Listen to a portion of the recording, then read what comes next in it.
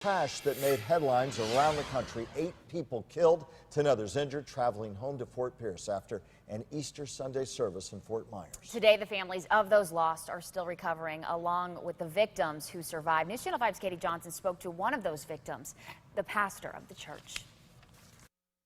It's been a little more than 2 months since that deadly van crash that killed 8 members of a Fort Pierce church. Today, the pastor of that church, who was in the passenger seat, is speaking out about what happened. Esperant Lexine says he thinks about the crash every single day. It was terrible. It happened just after midnight last March off a dark highway in Glades County. The van going off the road into a ditch filled with water. What I could say about is catastrophe. The pastor talking about the crash today on WPOM 1600 AM radio, a station that broadcasts in Creole to South Florida's Haitian residents.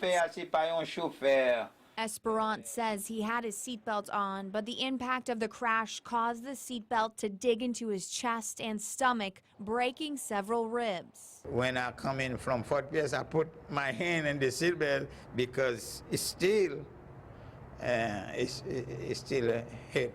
He also had a cut on his forehead from the airbag, but those wounds will heal. The crash killed 8 other parishioners from the Haitian Assembly of God Church, the pastor not knowing how many lives were lost until he got to the hospital in Tampa. I don't see them. They told me when I'll be in hospital for myself.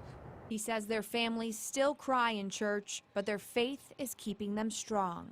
I feel sorry, I feel bad, but it's the work of God.